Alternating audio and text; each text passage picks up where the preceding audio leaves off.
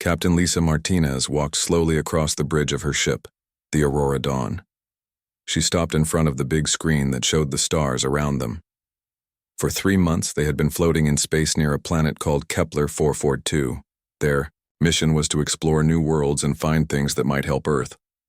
"Captain, we found something big," said Officer Danny White from his station. His voice was excited but also scared. "It's a ship, but it's huge, much bigger than ours." Lisa looked at the image on the screen. The ship was dark and silent, floating in space like a dead whale. It was at least 10 times bigger than the Aurora Dawn, with strange curves and metal that looked different from anything humans had ever built. "How long has it been there?" Lisa asked. "Hard to say," Danny replied. "But our computers think it's very old, maybe thousands of years old. The weird thing is, some parts look new, like someone fixed them recently." Lisa thought for a moment. Finding alien ships was exactly why they were out here, but it was also dangerous. She looked around at her crew. These people trusted her to keep them safe. "Jake, take a team over. There," she said to Commander Jake Phillips. "Be careful. Take Kate, Alex, and Ryan with you. If anything feels wrong, come back right away." Jake nodded. Kate Sullivan was their best engineer. She could figure out any machine. Alex Turner knew more about alien life than anyone on the ship. Ryan Bell was their security chief, good with weapons and keeping people safe. The 4 of them put on their spacesuits and took a small shuttle to the alien ship. As they got closer, they could see it better. The hull was made of some dark metal that seemed to shimmer in the starlight. Strange symbols were carved into its surface. "I am getting readings," Kate said, looking at her scanner. "There's power inside. Not much, but something is still working after all this time." They found a way inside through what looked like an airlock.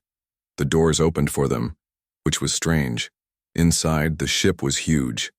The corridors were wide enough for 10 people to walk side by side.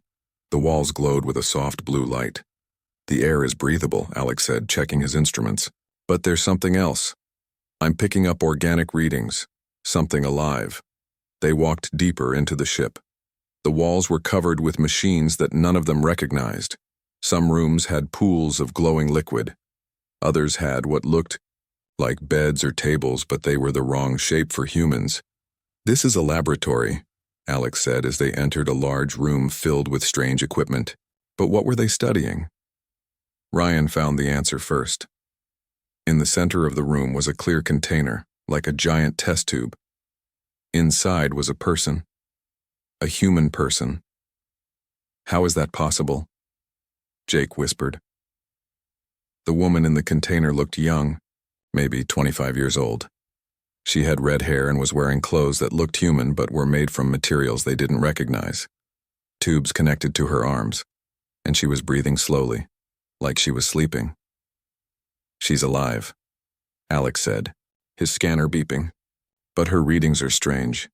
Her heart is beating too slow. Her brain activity is different from normal humans." Kate studied the machine keeping the woman alive. "I think this is some kind of sleep chamber, but the technology is way ahead of anything we have." "Should we wake her up?"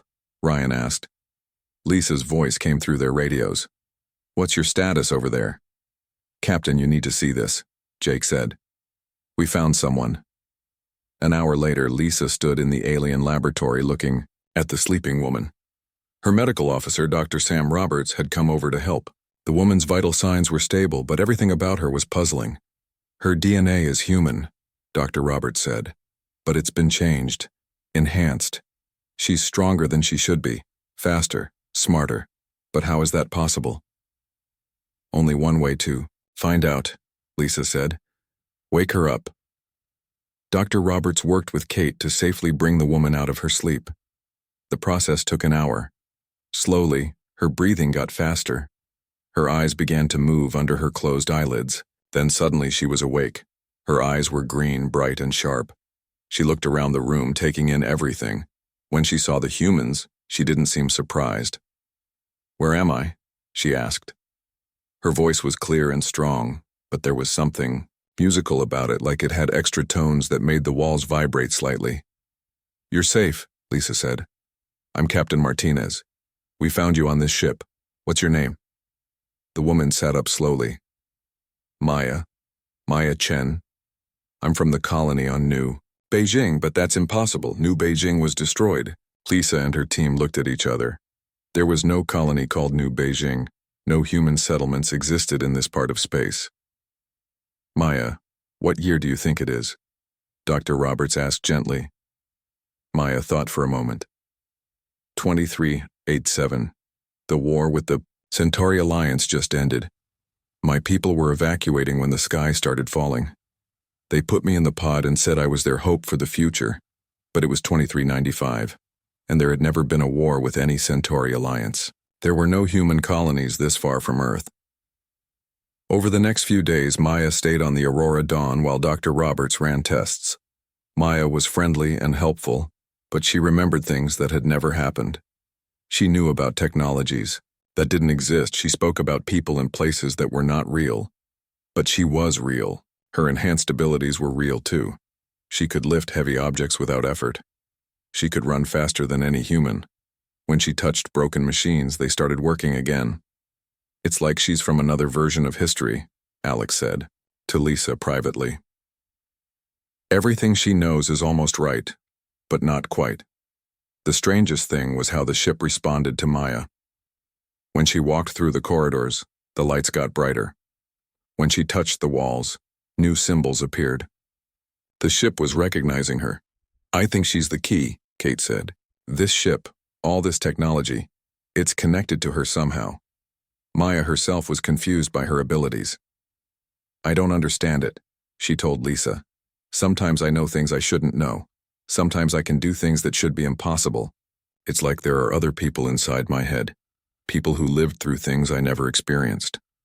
Dr. Roberts' tests revealed the truth. Maya's brain showed signs of containing multiple sets of memories, as if several different people's experiences had been stored inside her mind. Her enhanced abilities weren't just physical, they were mental too. She's not just enhanced, Dr. Roberts told Lisa. She's been designed. Someone took a human and made her into something more, but who? And why? The answer came when they finally figured out how to access the alien ship's computers. The records were damaged, but what they could read was terrifying. The ship belonged to a race called the Architects. For thousands of years they had been taking humans from Earth. They would modify them, enhance them, and use them for purposes the records didn't clearly explain. Maya was one of hundreds of humans who had been taken, but she was different. Where the others had been broken by the process, she had survived. She had kept her humanity while gaining incredible abilities. The others, Maya said when they told her, I can feel them sometimes in my dreams. They're crying out, lost and confused. The Architects did something terrible to them. But Maya had done something the Architects never expected. She had taken their modifications and made them her own. She wasn't their tool. She was something new, something that combined human creativity with enhanced abilities. As Lisa looked at Maya, she realized they had found something more important than any alien technology. They had found proof that humans could adapt to anything, could take the worst that could be done to them and turn it into strength. Then the alarms started ringing. Long-range sensors had detected ships approaching. 7 massive vessels, each one bigger than the derelict ship, were heading straight for them. The Architects were coming to take Maya back. The 7 alien ships came out of hyperspace like dark ghosts. They were huge, each one making the Aurora Dawn look like a tiny toy. Their hulls were smooth and curved, looking more like they had grown than been built. They pulsed with the same blue energy that had kept Maya alive in her pod. Captain Lisa Martinez stood on the bridge, watching the ships arrange themselves in a perfect circle around her vessel. She had been in space for 20 years, but she had never seen anything like this. All hands to battle stations, she ordered, even though she knew they had no chance against such a powerful fleet. The Aurora Dawn was built for exploration, not war. They had some weapons, but nothing that could hurt ships this big. Maya stood beside her, her face pale as she looked at the alien vessels. They're not here to destroy us, she said quietly. They're here to take me back. How do you know that? Lisa asked. Maya pressed her hand to her forehead. I can hear them. They're talking to me inside my mind. They call themselves the architects. They're angry that I'm awake. The largest ship sent out a communication signal. The voice that came through the speakers was cold and emotionless, but it spoke through Maya. Her voice changed, becoming deeper and more mechanical. "We are the architects," Maya said, but the words were not her own. "You have taken our property. Return the specimen to us, and your ship will not be harmed." Lisa felt anger rise in her chest. Property? She's a human being, not a thing you can own. Maya's eyes rolled back, and when she spoke again, her voice carried that strange musical quality. "They don't see it that way. To them, I'm just a tool they made. They've been watching humans for thousands of years, taking people and changing them."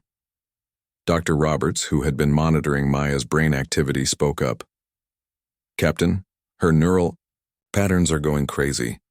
Something is trying to take control of her mind." Maya grabbed the edge of the control panel, her knuckles turning white. "The leader, the one they call the curator, is trying to force me to return to them. But I won't go. I can't let them take other people like they took me." Through Maya, the curator's voice came again. "Your species shows promise for improvement. We take the broken ones, the desperate ones, the ones your society throws away. We make them useful. We make them perfect." "Perfect?" Lisa said. "You kidnapped people and experimented on them. That's not perfect, that's evil." Maya's body shuddered as she fought against the alien influence. "They showed me what they did to the others. Hundreds of humans over the centuries. They broke their minds, turned them into slaves. But something went wrong with me. I kept my humanity." Alex Turner, who had been studying the readings from the alien ships, looked up from his station. "Captain, I'm detecting life signs on those vessels. Thousands of them. They're human." The truth hit Lisa like a physical blow. Those ships weren't just carrying alien crews. They were carrying the people the architects had taken from Earth. All those missing persons over the years. All those unexplained disappearances, they were all prisoners on those ships. "We have to help them," Lisa said. "With what?" Commander Jake Phillips asked. "We've got one ship against 7. We're outnumbered and outgunned." Maya turned to face Lisa, and for a moment her eyes glowed with that strange blue light. "Not if I help you. Maya, you're in no condition to fight. That thing in your head is trying to control you." "That's exactly why I can fight," Maya said. "I know how their technology works. I've been connected to it for who knows how long. I can use it against them." She walked to the center of the bridge and placed her hands on the main control console. Immediately, the Aurora Dawn began to change. The lights got brighter, the engines hummed with more power, and new displays appeared on the screens. "What are you doing?" Kate Sullivan asked. "Upgrading us," Maya said. Her voice was strained with concentration. "The architect's technology is in my DNA. I can share it with our systems, make us stronger." The ship's hull began to shift and change. New weapons emerged from hidden panels. The engines glowed brighter than they ever had before. The Aurora Dawn was transforming from an exploration vessel into something designed for war. "This is impossible," Kate whispered. "Our systems can't handle this kind of power." "They can now," Maya said. "I'm not just changing the ship, I'm changing how everything works together. Human creativity plus architect technology equals something neither of us could build alone." The curator's voice came through Maya again, but now it sounded worried. "You cannot resist us. You are our creation. You belong to us." Maya laughed, and the sound made the entire ship ring like a bell. "I belong to myself, and I'm going to show you what happens when you try to break a human and fail." The battle that followed was unlike anything in human history. The Aurora Dawn moved with impossible grace, dodging attacks that should have destroyed it. Maya had given the ship abilities that defied the laws of physics. But the real surprise came when Maya reached out with her mind to the other ships. She could feel the humans trapped aboard them, their minds clouded by architect control. One by one, she began to wake them up. "I can hear you," she broadcast to them. "I know you're scared and confused, but you don't have to be their tools anymore. Remember who you are. Remember that you're human." The effect was immediate. On the architect ships, the modified humans began to fight back. They turned the alien weapons against their captors. They sabotaged the ship's systems.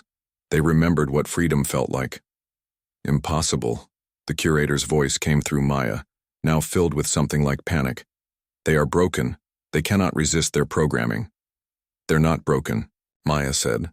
They're just like me. You tried to make us into tools, but we're human. We adapt, we overcome. We refuse to be anything less than what we choose to be. Ship after ship fell under the control of the freed humans. The architects, who had never faced resistance from their modified subjects, didn't know how to respond. Their perfect tools had become their enemies. But the curator had one last weapon. Through Maya, it revealed the terrible truth about her condition. You are dying, it said. The modifications are burning out your human brain. You have days, perhaps hours, before your mind collapses. Return to us and we will preserve what little of your humanity remains. Maya felt the truth of it. She could sense her enhanced abilities eating away at her neural pathways. Every time she used her powers, she became a little less human. The architects had designed their modifications to be temporary, ensuring their subjects would eventually become completely dependent on them. I'd rather die human than live as your slave, Maya said. Then you will die, the curator replied. And when you do, the others will fall back under our control. Your rebellion will fail. But Maya was already thinking ahead. She had awakened. The other modified humans, shown them they could resist. Even if she died, they would remember. They would carry on the fight. Maybe, she said. But I won't die alone. And I won't die without a fight. The freed humans on the architect ships had taken control of most of the fleet. The curator's ship was the only one still under alien control. Maya gathered all her remaining strength and reached out to it with her mind. Let me show you what you never understood about humans, she said. We don't just adapt to survive. We adapt to help others survive too. The final battle was about to begin, and Maya was running out of time. But she had already won the most important victory. She had proven that no matter what was done to them, humans would always find a way to remain human. The curator's ship powered up its weapons, preparing to destroy the Aurora Dawn and reclaim its lost subjects. But Maya was ready. She had one more surprise for the architects, one last demonstration of what it meant to be forged in the fires of human determination. I'm not broken, she said, her voice carrying across all the ships. I'm just forged somewhere else first. The freed humans now controlled 6 of the 7 architect ships, but Maya was getting worse by the hour. Dr. Roberts watched her brain scans with growing worry. The enhanced abilities were burning through her mind like fire through paper. How long do I have? Maya asked him quietly. At this rate, maybe 2 days, Dr. Roberts said. The neural pathways are breaking down faster than your body can repair them. I'm sorry, Maya. There's nothing I can do. Maya nodded. She had felt it happening, memories slipping away, abilities flickering on and off like broken lights. Sometimes she forgot where she was. Other times she remembered things that belonged to other people, other victims of the architects. But the freed humans weren't giving up on her. A man named Chris Johnson, who had been the architect's prisoner for 15 years, came aboard the Aurora Dawn with an idea. We've been talking to each other through the ship's computers, Chris said. All of us who were changed, we can connect our minds together. What if we shared the load? What if instead of your brain doing all this work alone, we helped carry it? Lisa looked skeptical. That sounds dangerous. What if you lose yourselves? In the process? We're already lost, said another freed human, a woman named Elena Rodriguez. The architects took our old lives away. Maya showed us we could have new ones. If we can save her by sharing her burden, isn't that worth trying? Maya was interested but scared. I can feel all of you sometimes in my head. Your memories, your experiences. What if connecting to me makes it worse for you? What if it makes it better, Chris asked. We're all damaged. We all carry pieces of what the architects did to us. But together, maybe we can be whole. Dr. Roberts was against the idea. We don't understand this technology well enough. You could all end up brain dead. But Maya could feel her time running out. Every hour she lost a little more of herself. The memories of the other architect victims were growing stronger, while her own grew weaker. "We have to try," she said. "And we have to do it soon." Meanwhile, long-range sensors detected something that made everyone's blood run cold. More architect ships were coming. Dozens of them, from all directions. The curator had called for reinforcements. Admiral Patricia Wong arrived from Earth with the Terran Defense Fleet, just as the new architect ships began appearing. Her orders were simple: contain the situation and prevent the enhanced humans from reaching Earth. "I'm sorry, Captain Martinez," Admiral Wong said over the radio, "but we can't allow enhanced humans to return to our worlds. The risk is too great." Lisa was furious. "These people are victims. They need our help, not our fear." "They're weapons," Wong replied. "Living weapons that could destroy our society. I have orders to quarantine this entire system." But Maya had a different idea. She asked Admiral Wong to come aboard the Aurora Dawn for a meeting. When Wong arrived, Maya did something that changed everything. She touched the Admiral's hand and shared her memories directly. Wong experienced everything Maya had been through: the fear of waking up alone, the confusion of missing memories, the pain of discovering what had been done to her. But she also felt Maya's determination to remain human despite everything. "They didn't break us," Maya said as Wong experienced the shared memories. "They tried to turn us into tools, but we chose to remain people. That's what makes us human. The choice to be more than what others want us to be." Wong saw through Maya's eyes what the architects had really been doing. For thousands of years, they had been guiding human development, influencing wars and discoveries to create better subjects for their experiments. Humanity hadn't grown naturally. They had been cultivated like crops. "This changes everything," Wong said when the sharing ended. "If they've been manipulating us for centuries, then we're not really free at all." The Earth fleet joined forces with the freed humans just as the new architect ships arrived. But this battle would be different. The curator had brought weapons that could change reality itself. Devices that made matter disappear by changing the laws of physics. Maya knew the Aurora Dawn and the other captured ships couldn't win against such power. But she had one more plan, one last chance to save everyone. "I need to connect with all of you," she told the freed humans. "Not just to share the load of my abilities, but to create something new. A network that can think and act faster than any individual." The process was dangerous and untested. Maya would have to link her consciousness with hundreds of other enhanced humans, creating a collective mind while somehow keeping their individual personalities intact. They set up the equipment on the derelict architect ship where Maya had been found. As the new architect fleet moved into attack position, Maya entered a chamber surrounded by the other freed humans. "I'm scared," Maya admitted to Lisa before the process began. "What if I lose who I am? What if we all become something that isn't human anymore?" "You've already proven that being human isn't about what you're made of," Lisa said. "It's about what you choose to do with it." The linking process began just as the architect fleet opened fire with their reality-warping weapons. Maya felt her consciousness expanding, touching the minds of dozens, then hundreds of other enhanced humans. For a terrifying moment, she thought she was dissolving, her identity scattered among all the others. But then she felt them reaching back for her. Chris Johnson's logical mind provided structure. Elena Rodriguez's emotional strength gave stability. One by one, each person in the network added their own unique humanity to the collective. Maya remained at the center, but she was no longer alone.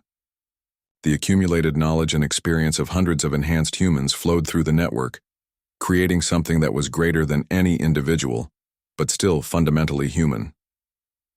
The network's first act was to reach out to every human in the combined fleet.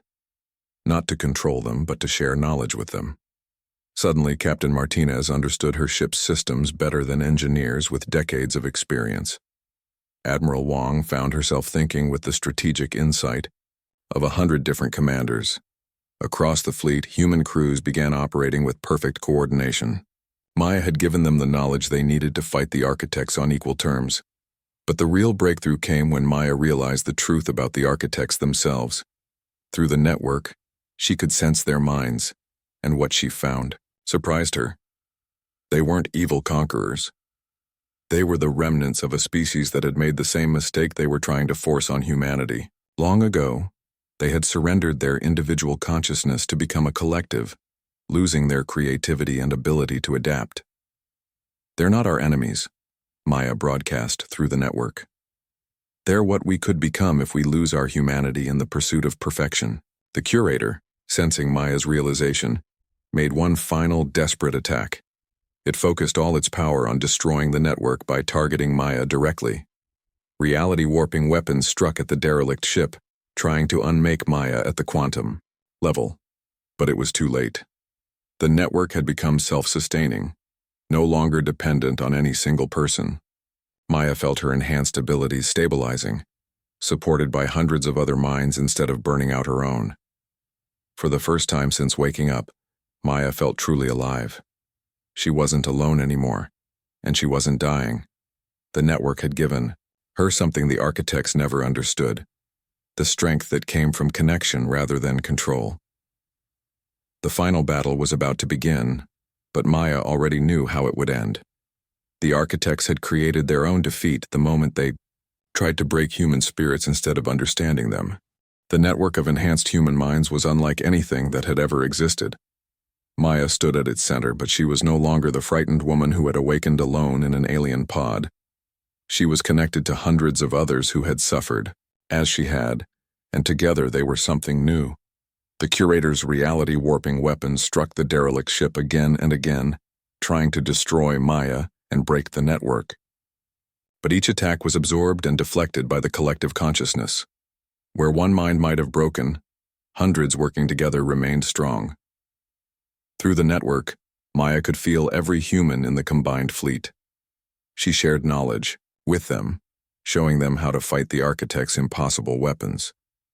Captain Martinez suddenly understood technologies that should have taken years to learn. Admiral Wong could predict the enemy's moves before they made them. The human fleet moved with perfect coordination. Ships that had never worked together before acted like they had trained for years. The Aurora Dawn, still enhanced with architect technology, led the charge against the massive enemy vessels. But Maya wasn't trying to destroy the architect fleet. She had a different plan. "I can feel their minds," she told the network. "The curators aren't evil. They're trapped, just like we were. They gave up their individual thoughts long ago to become perfect tools, and now they can't remember how to be anything else." Chris Johnson's voice came through the network. "Can we help them the same way we helped each other?" "I think so," Maya replied. "But we have to be careful. They've been like this for thousands of years. It might hurt them to remember what they used to be." The curator's ship fired its most powerful weapon, a beam that could erase matter from existence. But instead of destroying its target, the beam passed harmlessly through the Aurora Dawn. Maya had learned to phase the ship out of normal reality, using the architect's own technology against them. "Impossible." The curator's voice echoed across all frequencies. "You cannot use our tools better than we can." "We're not using your tools," Maya replied, her voice carrying across space through the network.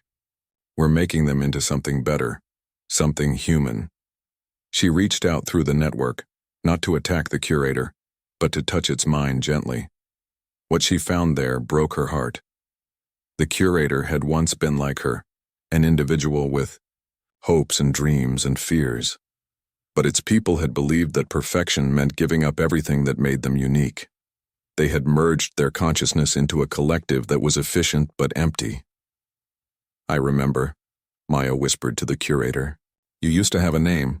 You used to love music and laugh at jokes and worry about the future. You gave all that up because you thought it made you weak." The curator's response was confused and frightened. "Individual thought is chaos. Collective purpose is order. We are perfect." "You're lonely," Maya said. "You've been lonely for so long. You forgot what it felt like to not be lonely." Through the network, she began to share human memories with the curator. Not just her own, but all of them. The joy of friendship, The comfort of family, the satisfaction of personal achievement, the beauty of individual creativity. The effect spread from the curator's ship to the others.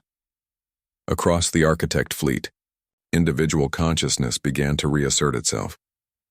Beings who had forgotten their own names started to remember who they used to be. It was painful for them. Thousands of years of suppressed emotions and memories came flooding back all at once. Some of the curators cried out in anguish as they remembered what they had lost. But Maya and the network were there to help them through it. Just as the enhanced humans had supported each other, they now reached out to support their former enemies. It's okay to be afraid, Maya told them. It's okay to feel confused and hurt. That's what makes you real. That's what makes you alive. The May battle stopped as both fleets watched something unprecedented happen. The architect ships began to change, their cold efficiency giving way to something warmer and more chaotic. Individual curators started making their own decisions, choosing their own paths for the first time in millennia. Some of the architect ships simply powered down and drifted in space as their crews dealt with the overwhelming return of individual consciousness. Others began broadcasting messages of apology and confusion. A few tried to flee, their crews too frightened of their new emotions to stay. But the curator of the lead ship made a different choice. It spoke directly to Maya, its voice no longer cold and mechanical but filled with wonder and pain. "What have we done?" it asked. "All those people we took, all those lives we destroyed in the name of perfection. How do we live with what we've become?"